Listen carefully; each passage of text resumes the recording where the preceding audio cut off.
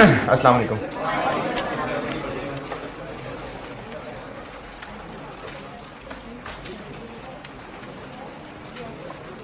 दुरूद शरीफ पढ़ लें।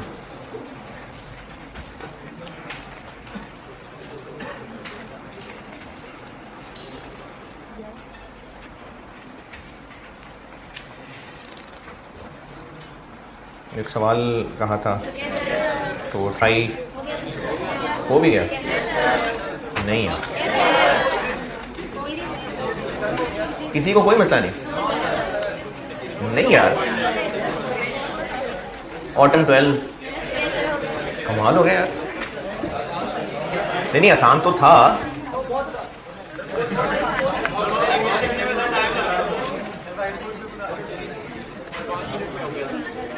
अच्छा चले, मैं फिर भी करता हूँ डिस्कस।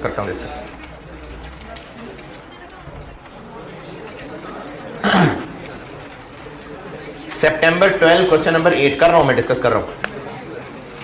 हो गया तो बहुत अच्छी बात है, लेकिन मैं कर रहा हूं। क्वेश्चन नंबर 8 सितंबर 12 नहीं पढ़ा तो अब पढ़ लें।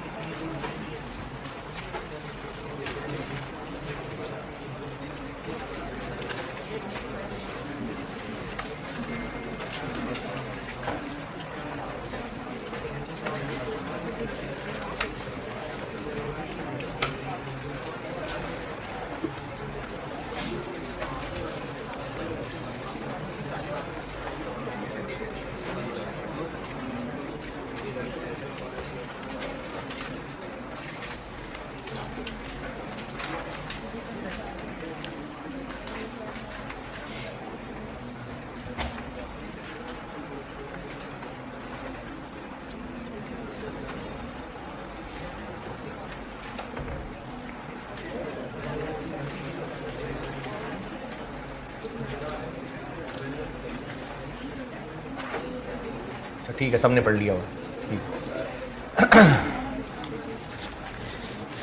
टीएल स्पेशलाइज्ड मोटर्स बनाते हैं और कंपनी को एक लार्ज टेक्सटाइल फैक्ट्री के लिए एक स्पेशल मोटर बनाने की ऑफर आई है, कोटेशन पूछी गई। टेक्निकल मैनेजर ने फॉलोइंग इंफॉर्मेशन हैज़ ऑब्टेन्ड और इस पे उसका 1 घंटा लगा और उस मैनेजर को जो सैलरी दी जाती है वो 2500 पर डे होती है।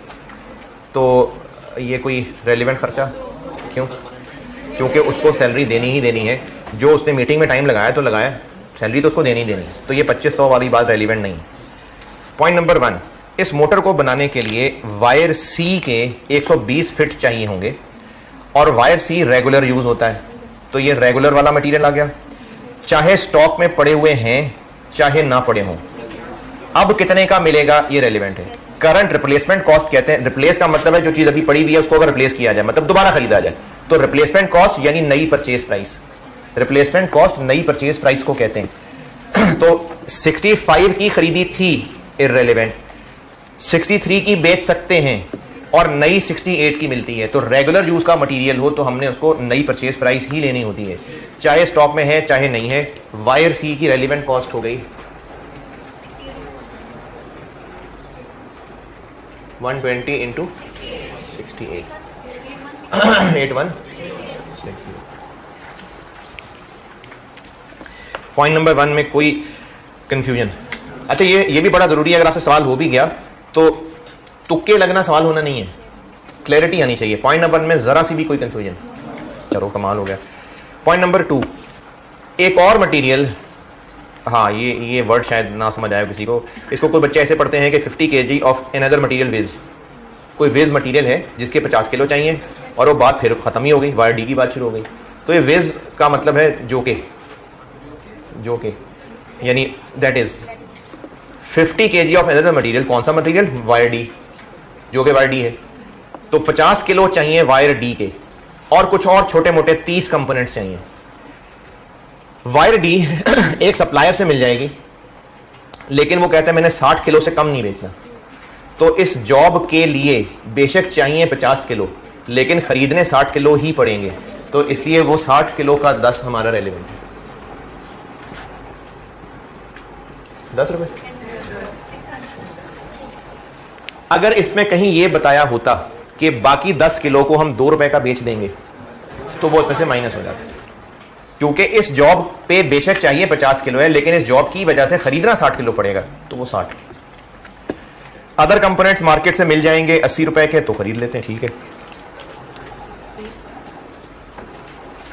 30 इंटू 80 2400।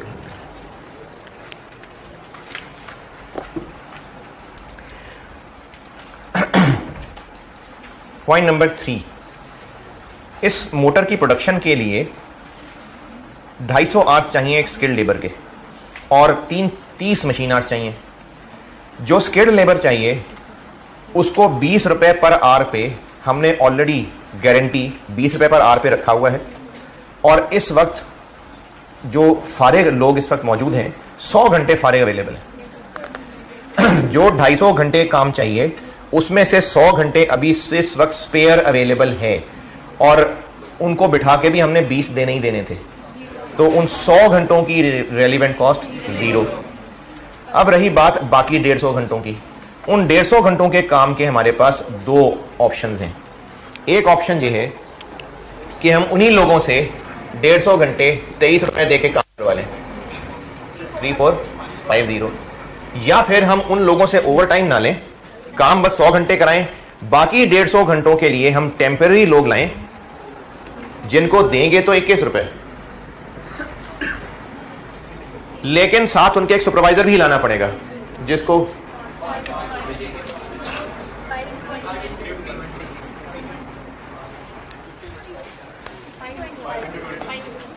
5 घंटे 20 वाले 3 to 5, तो हम इसमें यकीनन इसी को ही प्रेफर करेंगे। तो हमें लेबर के लिए 3 to 5 ये रेलिवेंट कॉस्ट।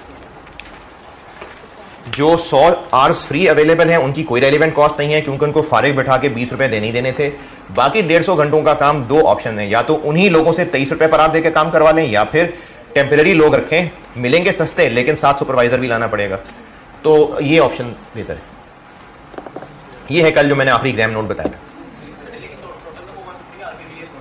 हाँ हाँ, किसको?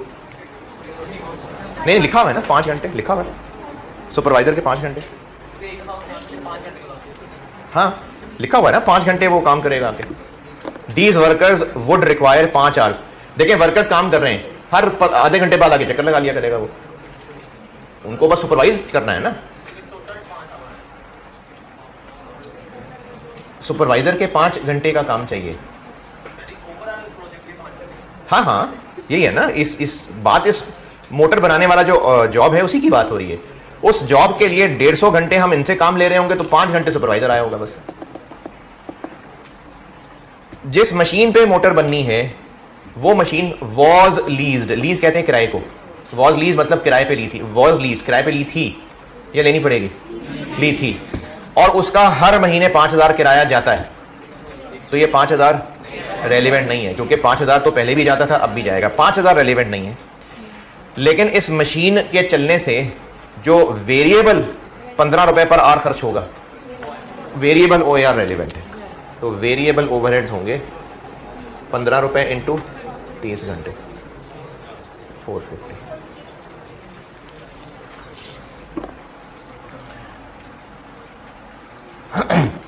और फिक्स्ड OAR नहीं है,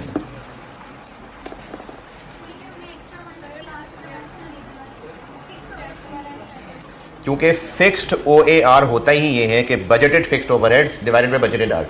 ये उन खर्चों की बेस पे निकला होता है जो ऑलरेडी होने होते हैं। 25 रुपए एक जबरदस्ती की निकाली हुई फिगर है ना, वो 25 रुपए निकाले कैसे होंगे? Budgeted fixed overheads divided by budgeted hours.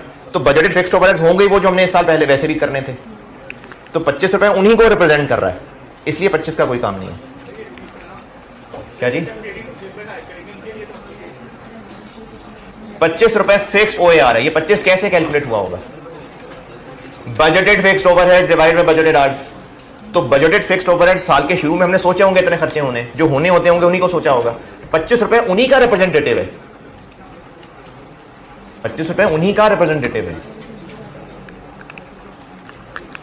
अच्छा, इस सवाल की रिक्वायरमेंट नॉर्मली ऐसी रिक्वायरमेंट होती नहीं है। रिक्वायरमेंट नॉर्मली पहला सेंटेंस ही होता है, ये डिस्कशन नहीं होती है। लेकिन इसमें कहा हुआ था कि गिव ब्रीफ रीजंस, कि आपने किस खर्चे को शामिल किया है, किसको नहीं किया है। तो अब ब्रीफ रीजंस के अंदर जाहिर अंग्रेजी लिखनी पड़ेगी, लेकिन बस टूटी फूटी अंग्रेजी के पॉइंट कन्वे कर पाए। जैसे सबसे पहले उस मैनेजर की सैलरी को क्यों इग्नोर किया?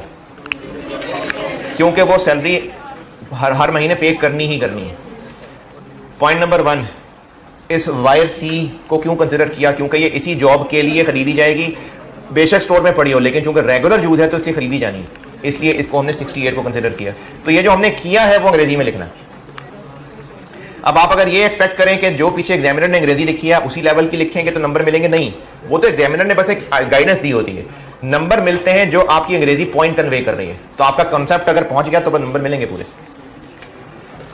चलो ठीक है, अभी खुशी हुई कि आसान सवाल था। अब आइए स्प्रिंग 16 क्वेश्चन नंबर 7 ये करते हैं। स्प्रिंग 16 क्वेश्चन 7 पढ़ लें, करता हूं बोर्ड पे।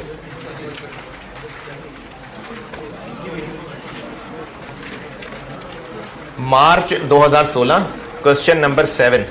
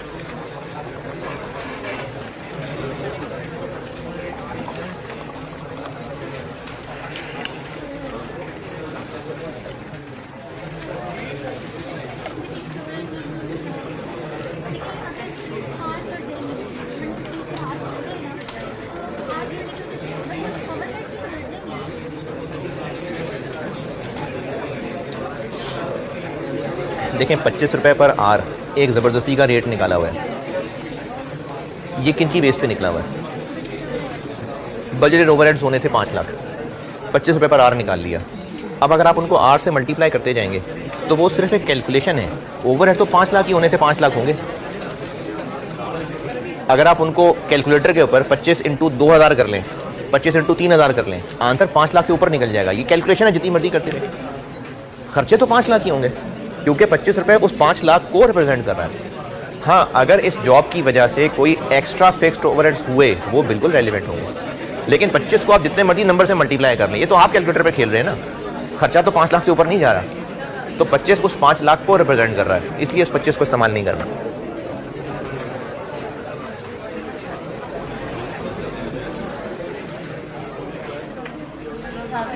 यार सवाल पढ़ने को कहता हूं तो कुछ पढ़ते नजर नहीं आ रहे हो।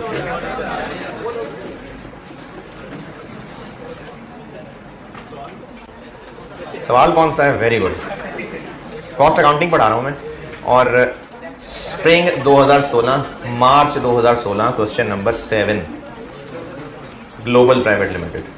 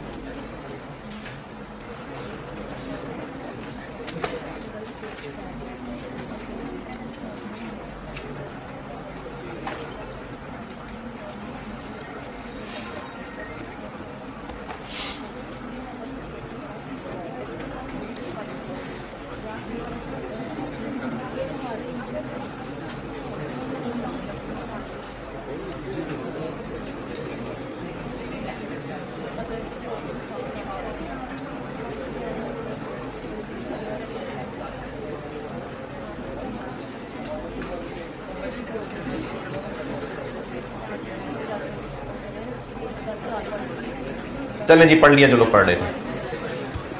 एक नया प्रोडक्ट जीटा के 5000 यूनिट्स बनाने हैं, स्पेशल ऑर्डर है।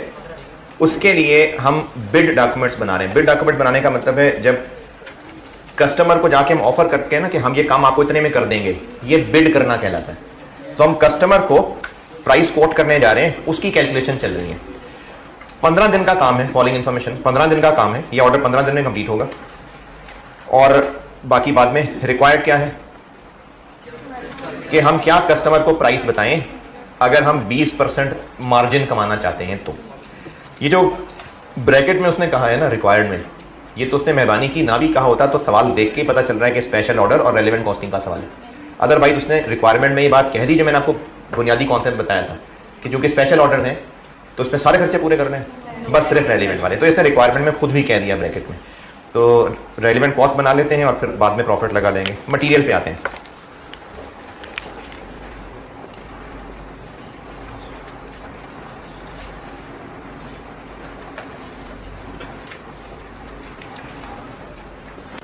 मटीरियल ए, मटीरियल ए के 5000 किलो चाहिए, ये टेबल में बताया हुआ है। और इसके नीचे बुलेट पॉइंट 1 में लिखा है कि material A is used by GPL in many products, यानी रेगुलर यूज है।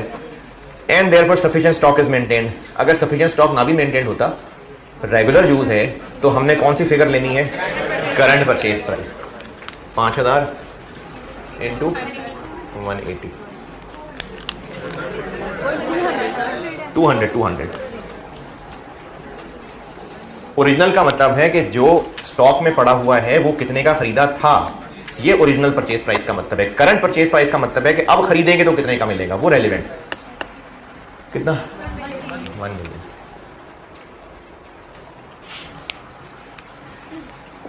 मटीरियल बी 3000 केजी चाहिए, ये टेबल में पता चल रहा है। Second bullet point, material B has no use other than the production of Zeta, यानी बिल्कुल बेकार पड़ा हुआ था ये। तो एनआरवी यानी करंट डिस्पोजल प्राइस,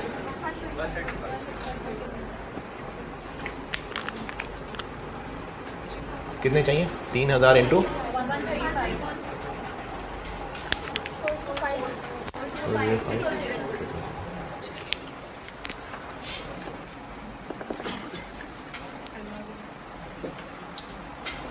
मटीरियल सी जी, अगर ये रेगुलर यूज का होता हाँ फिर करंट परचेज प्राइस लेते हैं। The stock of material C was purchase several years ago for another project. अब ये बेकार है। It can only be used in the production of Zeta, बस जीटा के ही काम का है और किसी काम का नहीं है। और इतना बेकार है कि इसको हम बेच भी नहीं सकते और इसकी लाश ठिकाने लगाने पे 10 रुपए खर्च भी करने पड़ जाएंगे।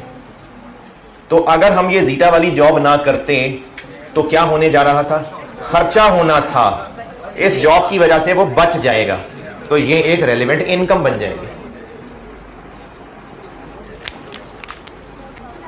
2000 किलो इंटू 10, ये एक इनकम बन जाएगी। तो यहां से निकाल लेते हैं। ये मटेरियल का पॉइंट 2 सारा पढ़ के देख लीजिए, देख लें आपको सारी फिगर जो यहां पर मिल रही हैं अंग्रेजी सब ये मतलब समझ आए जो मैंने किया है ही नहीं ना। जीरो करंट डिस्पोजल प्राइस मतलब एनआरवी, डिस्पोजल बेचना, तो करंट डिस्पोजल प्राइस के भी बेचते तो कितने का बिकेगा एनआरवी जी? नहीं ना बताई होती ना, क्योंकि लिखा हुआ है ना otherwise it will have to be disposed of at a cost, क्योंकि एनवायरमेंटल लेजिस्लेशन की वजह से इसको हमें फेंकना पड़ेगा। फिर अगर कोई सेल वैल्यू बताई होती तो फिर वर्डिंग इससे थोड़ी डिफरेंट होती। हाँ, आप अगर इसको वर्डिंग चेंज कर लें, कुछ ऐसा होता कि करंट डिस्पोजल वैल्यू बताई होती और कहा होता कि इसको बेचने के लिए इतना खर्चा होता है, तो फिर एनआरवी निकालने के लिए वो डिस्पोजल में से 10 माइनस करते, फिर एनआरवी आती जी। हाँ, आना था। अगर इस जॉब पे यूज ना करते तो फिर ये बेकार है, इसको हमने फेंकवाना था, तो एक खर्चा होना था इसकी। अगर हम जीटा वाला ऑफर ये प्रोजेक्ट कर लेते हैं तो फिर सी यूज हो जाएगा ना, फिर फेंकना नहीं पड़ेगा। फेंकना था, खर्चा होना था, इस जॉब की वजह से वो यूज हो जाएगा और नहीं फेंकेंगे। Point 2 done. Point number 3, zeta बनाने के लिए 800 घंटे स्किल्ड लोगों के चाहिए और ये लोग हमारे पास हर महीने ही 1440 घंटे फारिग होते हैं। Presently 1440 labour hours remain idle during each month. हर महीने 1440 घंटे फारिग होते हैं। तो 800 घंटे हो जाएंगे इसमें से पूरे? नहीं होंगे, क्योंकि पॉइंट नंबर 1 में लिखा हुआ है कि ऑर्डर हमें 15 दिन के अंदर पूरा करना है। तो जो चीज़ पूरा महीना अवेलेबल है वो सारी एक ही दिन में नहीं अवेलेबल है। देखें, अगर ये बोला जाए कि इस महीने 30 घंटे के लिए रूम खाली है, तो ये अंडरस्टूड बात है कि हर दिन 1-1 घंटे की बात हो रही है। अगर ये कहा ना कि ये रूम इस मंथ में 30 घंटे के लिए फारिग है, पूरे महीने में ये रूम 30 घंटे के लिए फ्री है, तो बोलने में अंडरस्टूड बात है कि एक पूरा दिन और अगले दिन के 6 घंटे की बात हो रही है। अगर कहा जा रहा है कि इस महीने में 30 घंटे फ्री है ये रूम, तो अंडरस्टूड बात है कि 1 घंटा रोज। तो हमें हर महीने 1440 घंटे इनके फ्री अब मिल जाते हैं। तो ये 1440 एक ही दिन में अवेलेबल है पूरे महीने में। तो हमने अगर 15 दिन के अंदर काम करना है तो उन 15 दिन में नहीं अवेलेबल मिलेंगे, 15 दिन में इनके आधे अवेलेबल मिलेंगे। ये पॉइंट 1 का इस्तेमाल हुआ। तो स्किल्ड लेबर के लिए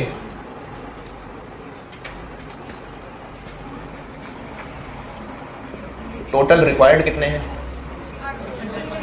800। स्पेयर कितने अवेलेबल हैं? 720। डिवाइडेड बाय 2 कर लें या 15/30 कर लें, 720। 80 घंटे हमें और चाहिए। उन 80 घंटों के लिए क्या करें? उन 80 घंटों के बारे में कुछ कहा नहीं है, तो वही 200 पे ही मिल जाएंगे। तो उन 80 घंटों के लिए हम 200 ले लेंगे। और ये जो 720 फारिग अवेलेबल है, इनका कुछ नहीं करेंगे क्योंकि बस अवेलेबल है फारिग, तो इनकी relevant cost 0।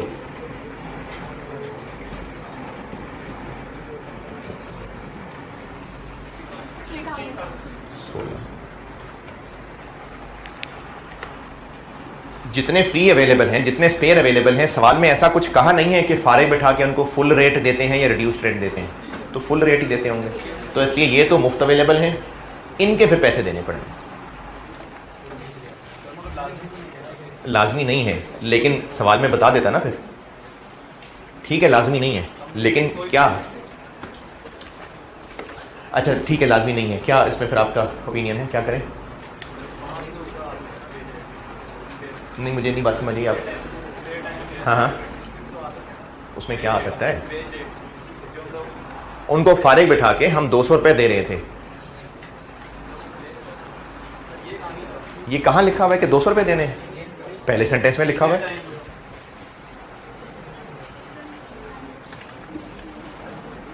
$800 skilled labour hours हैं, 800 स्किल्ड लेबर आवर्स चाहिए होंगे 200 पर आवर वाले। Presently 1440 labour hours remain idle. ये फारिग रहना हम काउंट ही क्यों कर रहे होंगे? ये कॉन्सेप्ट ही क्यों होगा कि फारिग हैं? पेड होते होंगे तो हम काउंट कर रहे हैं ना कि फारिग हैं। ये आइडल आवर्स, ये जो आइडल आवर्स बताए हैं, ये काउंट ही क्यों किया जा रहा है कि लेबर फारिग बैठी हुई है? ये आइडल आवर्स काउंट ही क्यों किए गए हैं कि इनको पैसे दे रहे हैं, भी फारिग बैठे हुए हैं। वेरिएंस में आइडल आवर्स क्या थे? आवर्स पेड और आवर्स वर्क का फर्क था ना, तभी आइडल का कॉन्सेप्ट था।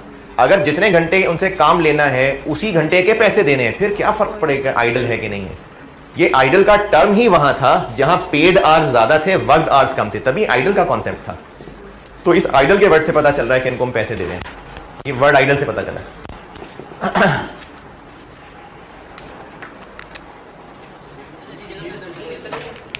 जम्पशन कैसी? आइडल का वर्ड लिखा हुआ है, क्या जम्पशन लेनी है? नहीं, आइडल का वर्ड ये बता रहा है ना। हाँ, पेड है। कितने कर लें बताएं? 180 कर लें? 180 कर लें? चलो 175 कर लेते हैं। जब पेड हैं, ये पता है कि पेड हैं कि नहीं? आइडल से पेड पता चल गया कि हैं। 200 का रेट जब उसने दिया हुआ है सवाल के अंदर, तो हम ये क्यों अज्यूम करें कि क्या पता 200 के कुछ अलावा हो? अच्छा, जब अलावा हो तो कितने? नहीं बताया तो 200 ही है। Bullet point 1 done. Second bullet point, 250 unskilled labour hours चाहिए which can be hired at 120। तो कर लेंगे।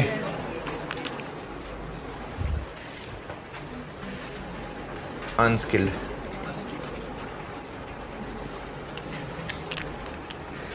कितने 250 इंटू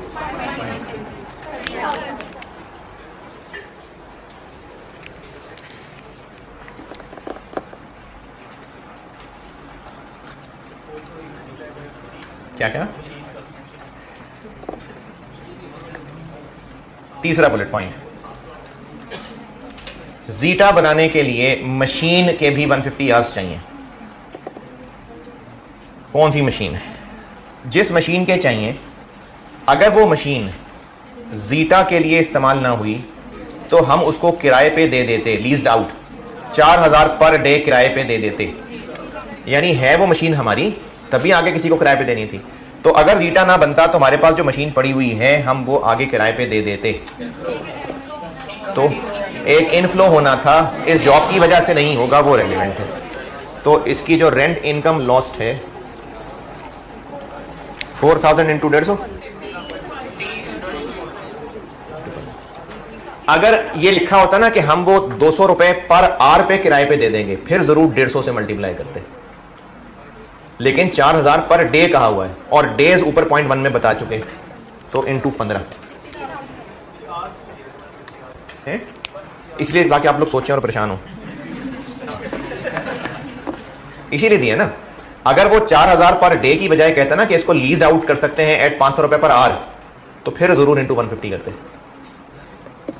इसी तरह अगले पॉइंट में OAR आने लगा है। अगर वो OAR रुपीस पर आवर होता, नहीं OAR पर मशीन आवर होता, तो उस 150 का इस्तेमाल होता। तो इसलिए शायद दिए हूं, लेकिन आगे भी उनका इस्तेमाल नहीं होने लगा, तो इसलिए 150 बस ऐसे ही। Point 3 done.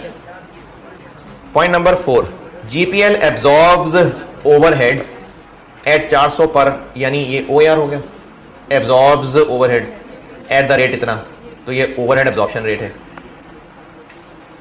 लेकिन बस ओवरहेड लिखा है, तो फिर ये टोटल OAR है, जबकि हमें फिक्स्ड OAR रेलिवेंट नहीं लेना होता। तो इसमें से फिक्स निकाल दें, ये काम वेरिएंस में बड़ी दफा किया। अगर इसमें से फिक्स्ड OAR निकाल दें तो बाकी वेरिएबल OAR रह जाएगा, और वेरिएबल OAR होगा रेलिवेंट। टोटल OAR कितना 400। फिक्स्ड OAR, फिक्स्ड OAR के लिए उसने इंफॉर्मेशन दी हुई है 6 million budgeted fixed overheads divided by normal hours. OAR निकालने के लिए भी यूज होता है, तो फिक्स्ड OAR निकालने के लिए 6 मिलियन हो गए budgeted fixed overheads divided by normal capacity 50,000 1, तो बाकी 280 वेरिएबल OAR हो गया।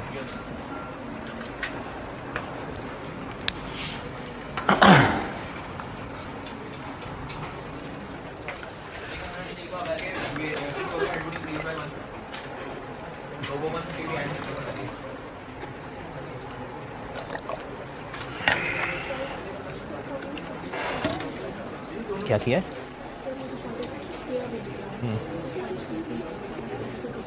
टू पे डिवाइड क्यों किया है? लेस करना समझ नहीं आया कि टू पे डिवाइड करना समझ नहीं आया? अच्छा, ये पॉइंट जिनको समझ नहीं आया मैं रिपीट कर रहा हूं। पूरे महीने में 1440 आवर्स आइडल अवेलेबल होते हैं, तो ये किसी एक दिन में ही अवेलेबल हो जाएंगे या पूरे महीने का टोटल बताया हुआ? पूरे महीने का टोटल है या किसी एक दिन में ही हो जाएंगे?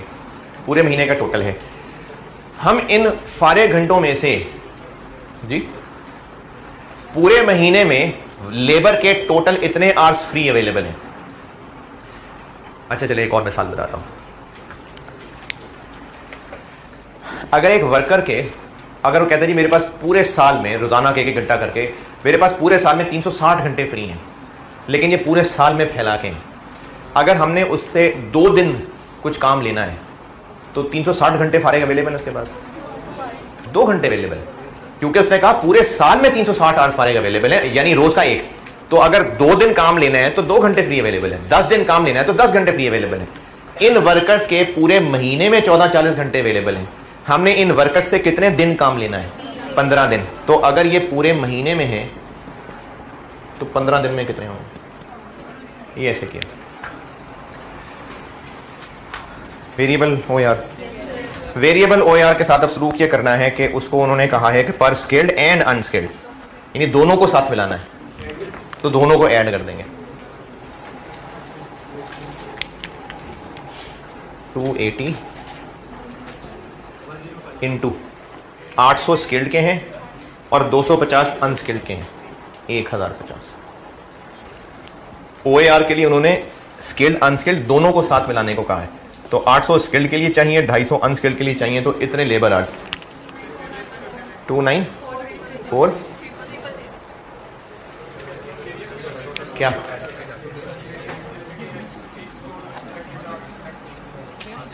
फिक्स्ड को क्यों?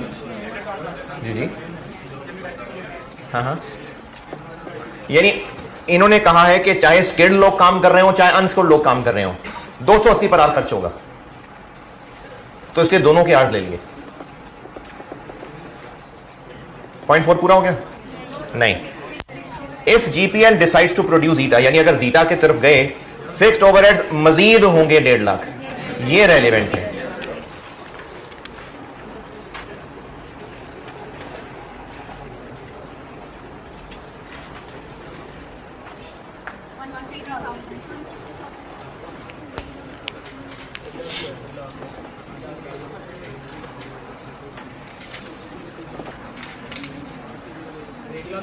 आ रहे हैं point.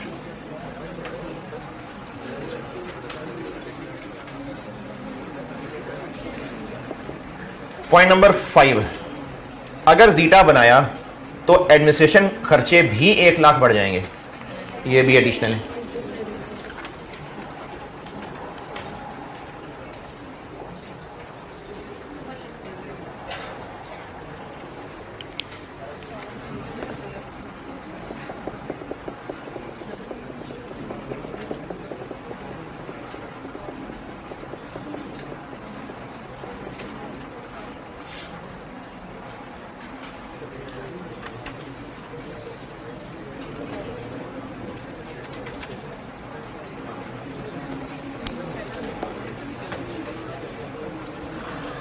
Point number 6, planning department of GPL has incurred a cost of 20,000।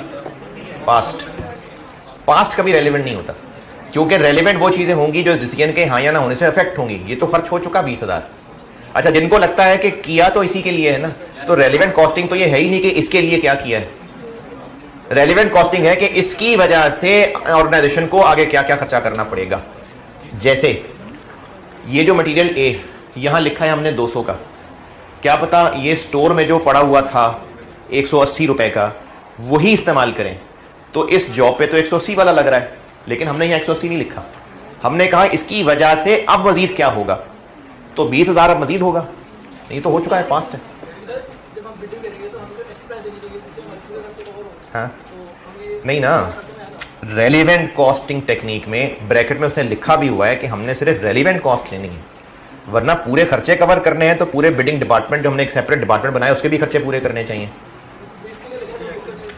नहीं, रेलिवेंट कॉस्ट में हमने सिर्फ वो खर्चे लेने हैं जो रेलिवेंट हैं, और रेलिवेंट वो होगा जो अब से ऑनवर्ड होगा।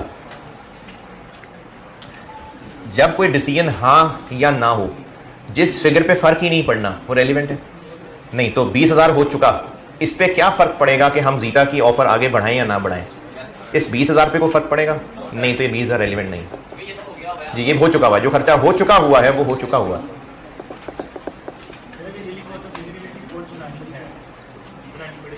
अच्छा, इसमें मैं ना एडिशन कर देता हूं।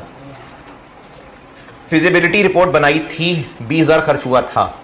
अगर ये जीटा का ऑर्डर हमें मिल गया तो कुछ और डिटेल्ड कैलकुलेशन करनी पड़ेगी, उन पे 30,000 खर्च होगा, फिर वो 30 लेंगे। है जी। फिजिबिलिटी क्या होती है?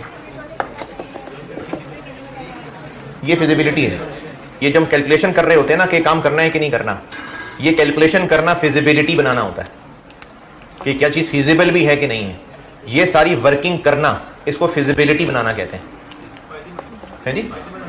नहीं नहीं, अच्छा आपने छुट्टियां कहीं दोस्तों के साथ ट्रिप गुजारने जानी है, पैसे आप लोगों के पास 2-2 हज़ार रुपये एक बंदे के पास, किसी ने आइडिया दिया कि हम ना वहाँ नारायण कागान चलते हैं। अब आप लोगों ने नारायण कागान जाने के लिए कैलकुलेशन की कि इतना खर्चा ट्रांसपोर्ट का लगेगा, फलानी जगह रुकेंगे, इतने दिन खाना पीना होगा, पैसे हैं 2000 पर हेड आ रहा है 4500। नहीं, ये फिजिबिलिटी बनाई है आपने कि क्या हम ये 2000 में काम कर भी सकते हैं कि नहीं कर सकते, ये फिजिबिलिटी बनाई। तो इस सारी मेहनत को फिजिबिलिटी बनाना कहते हैं। 203 और सवाल की रिक्वायरमेंट तो नहीं हुई अभी ना। सवाल की रिक्वायरमेंट क्या है, प्राइस बतानी है, तो 20% इसमें शामिल करना है। ये लाइन यहां लिख रहा हूं, इधर इसी के नीचे लिख रहा हूं, कॉन्ट्रैक्ट प्राइस 2035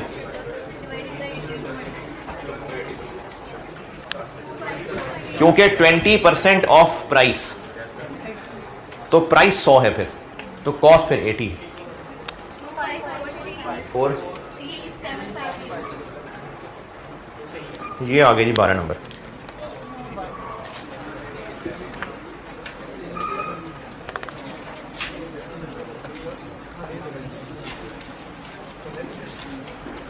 हाँ जी, यहाँ तक मामला सही है, कुछ रेलिवेंट कॉस्टिंग यहाँ तक ओके। हाँ, मैंने आपको असल में करा आसान रहा हूँ जी।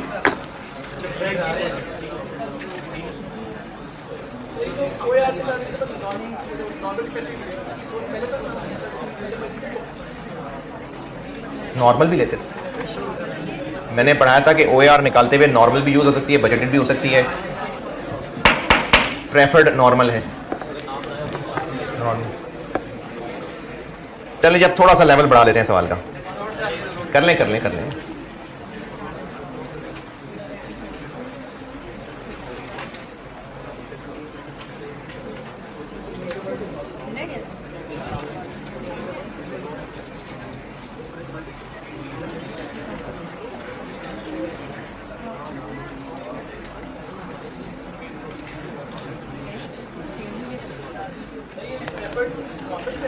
क्या बजटेड और नॉर्मल में से प्रेफर्ड नॉर्मल है।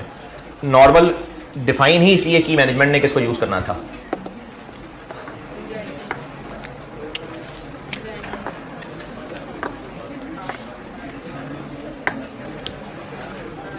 चले, जिन्होंने नोट कर लिया अगले सवाल पे आ जाएं, और अब आप आ जाएं। अब थोड़ा सा लेवल बढ़ा लेते हैं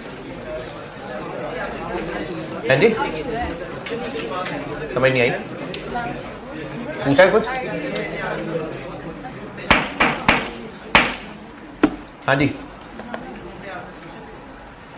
ये जो आप लोगों से ग्रुप में कागज शेयर किए हैं, ये वो इन्वेंटरी मैनेजमेंट के जो मैंने क्लास में आपको कागज देने थे, तो मैंने वो आपको ग्रुप में भेज दिए हैं। मैंने क्या कहा था, वो तो क्लास में जब सामने बैठा पढ़ा रहा होता तो हार्ड कॉपी होती है ना।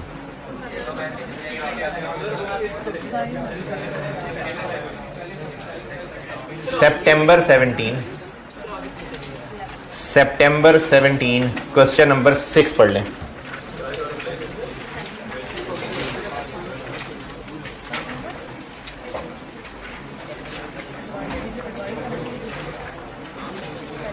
सितंबर 2017 क्वेश्चन नंबर 6। ये अब क्वेश्चन का लेवल थोड़ा ऊंचा हो जाएगा।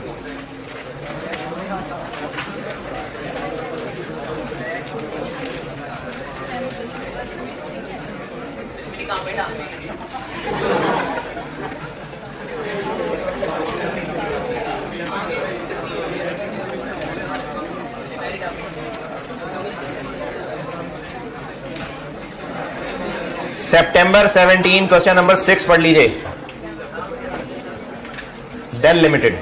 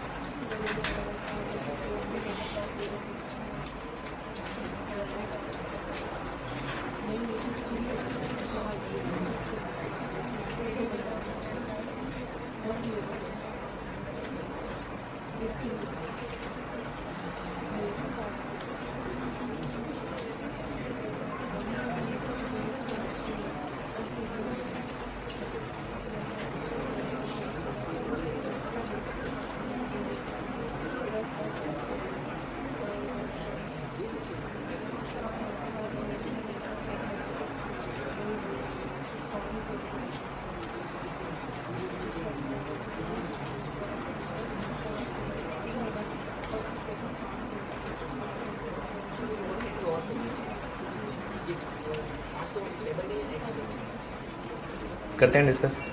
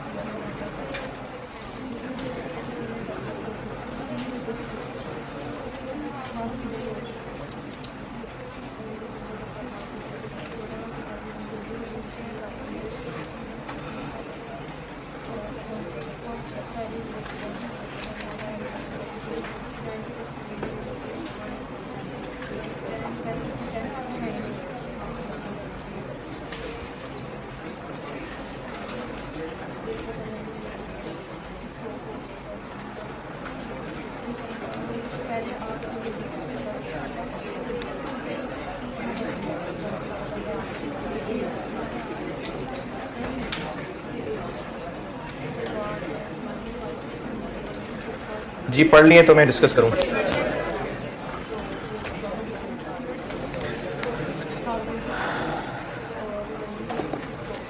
पहले पैराग्राफ में इंफॉर्मेशन दी हुई है कि डेल लिमिटेड गाड़ियों के रेडिएटर्स बनाते हैं और ये आगे फिर उन रेडिएटर्स की ही सारी बात पहले पैराग्राफ में है कि साल में 2 लाख यूनिट्स बेच लेते हैं, प्राइस बताई है, मटेरियल बता दिया, लेबर बता दिया। पहले पैराग्राफ में ये सिर्फ गाड़ियों के रेडिएटर का डाटा है। इस डाटा से रिलेटेड किसी को कोई कंफ्यूजन के ये कैसे पता गाड़ियों के रेडिएटर का है?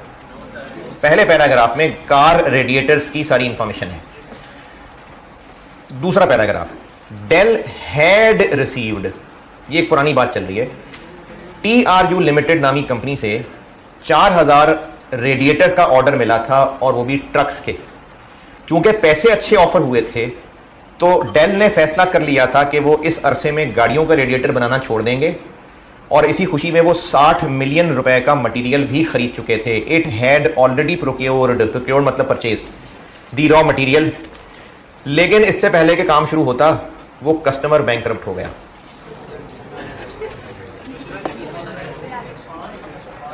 तो दूसरे पैराग्राफ में TRU की तरफ से एक ऑर्डर मिला था, उसके यूनिट्स 4000 थे, 50,000 रुपए सेल प्राइस तय हो गई थी। इसने काम रोकने का फैसला कर लिया था और 60 मिलियन का मटेरियल खरीदना हुआ था, लेकिन यह काम यहीं ठप हो गया। तीसरा पैराग्राफ, अब जो मसला हो गया इसको डील करने के लिए मार्केटिंग डिपार्टमेंट ने एक और कस्टमर ढूंढा है जिससे 40,000 की प्राइस ऑफर मिली है और बाकी इंफॉर्मेशन स्किप। रिक्वायर्ड में पूछा ही यही है कि इस NTR की 40,000 ऑफर को एक्सेप्ट करें या ना करें। करते हैं ना, देख 60 जब सवाल सॉल्व करते हैं देखते हैं 60 का क्या करना है। तो 40,000 रुपए एक कस्टमर की तरफ से ऑफर है और इवेल्युएट करना है कि ये ऑफर एक्सेप्ट करनी है कि नहीं करनी है। तो कैसे करेंगे कैलकुलेशन? सेल्स कॉस्ट सारी और एंड पे अगर प्रॉफिट निकला तो एक्सेप्ट कर लेंगे, क्योंकि अब प्राइसिंग नहीं, अब हम इवेल्युएट कर रहे हैं। 60 का देखते हैं ना अभी क्या करना है।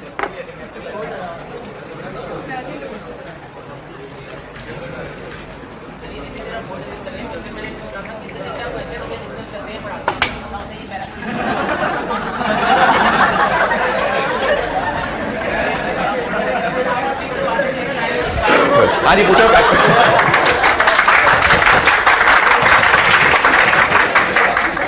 टाइम गुजर गया यार, नहीं पूछ सके आप।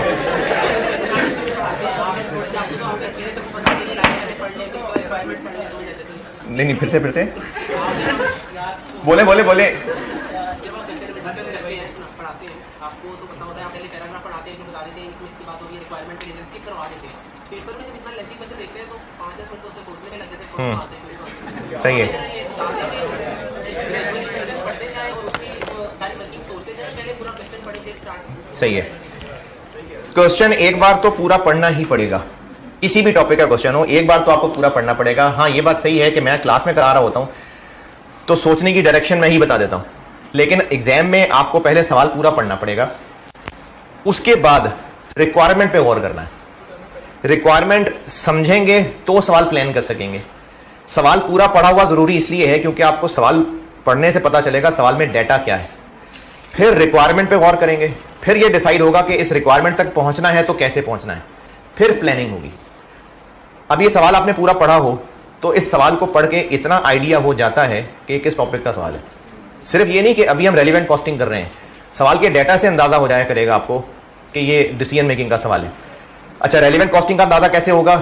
वन ऑफ स्पेशल ऑर्डर आया होगा, फिर इस तरह की चीजें लिखी मिलेगी कि ये काम ना करते तो ये कर सकते थे, इसके लिए ये ऑप्शन भी थी, फलाने जॉब छोड़ के इधर आना पड़ेगा, इस तरह का डाटा मिल जाया करेगा। तो रेलिवेंट कॉस्टिंग का सवाल पढ़ के पहचाना जाएगा।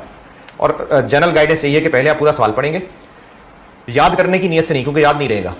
फिर रिक्वायरमेंट को समझेंगे, रिक्वायरमेंट को समझ के प्लान करेंगे, और जो प्लानिंग की होगी, जैसे अगर इसमें प्लान किया कि हमने अब इसकी सेल्स कैलकुलेट करनी है, अब आप पूरे सवाल में फिर सेल्स की तलाश में लग जाएंगे, फिर सेल्स पूरी कैलकुलेट करके लिख लेंगे, फिर अगली मटेरियल, फिर पूरे सवाल में आप मटेरियल की तलाश करके मटेरियल पहले पूरा करेंगे, फिर लेबर की तलाश करके लेबर पूरा करेंगे। ये रिक्वायरमेंट प्लान करने से ही हो सकेगा। तो हमें एनटीआर की ऑफर को हाँ या ना बोलना है, तो क्या प्लान बना, सवाल में क्या करना है हमने? सेल्स, और जो भी खर्चे हैं वो लिखने हैं। तो अब हम सेल्स की बात करते हैं पहले। अब सिर्फ सेल्स ढूंढनी है सवाल में से।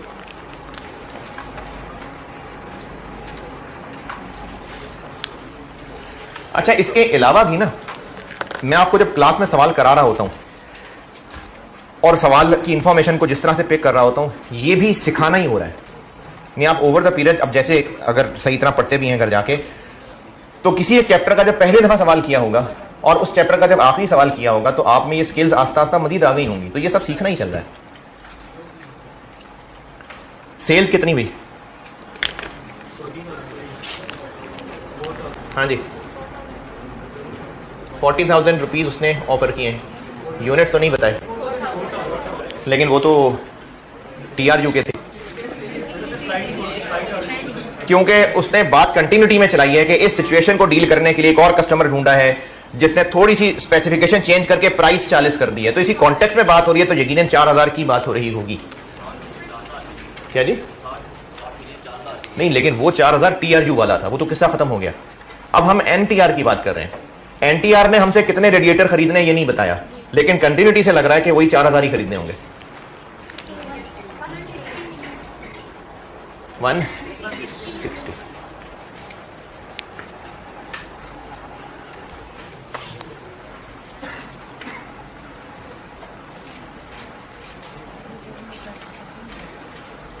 अच्छा, मटेरियल, लेबर, ओवरहेड्स तीनों में ही टाइम लगेगा। बस एक आसान वाली लाइन लिख के, बाकी फिर मैं अगली क्लास में पूरा करता हूँ उसको। जी है आज एक्स्ट्रा है, बिल्कुल है। एक लाइन लिख रहा हूँ बस, बाकी फिर अगली क्लास में करता हूँ। मटेरियल भी है सवाल में। क्या जी? जी है।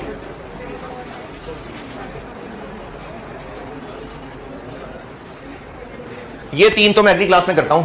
इन तीन के अलावा पॉइंट नंबर 5, ये आसान है, ये कर देता हूं बस। पॉइंट नंबर 5 समझें पहले, बाकी मैं करता हूं अगली क्लास में। पॉइंट नंबर 5 बता रहा हूं। Total cost of preparing the plant for NTR order and resetting it to the normal production would be 4 million. हमने अब इन गाड़ियों के रेडिएटर की जगह प्लांट से जब ट्रक के रेडिएटर्स बनाने हैं तो प्लांट में भी कुछ चेंजेस करनी पड़ेंगी। उसके बाद वापस गाड़ियों के रेडिएटर बनाने के लिए प्लांट में फिर चेंजेस करनी पड़ेंगी। ये वो चेंजेस 4 मिलियन में होंगी। रेलिवेंट? बिल्कुल रेलिवेंट है। तो ये जो प्लांट एडजस्टमेंट है ये बिल्कुल रेलिवेंट है।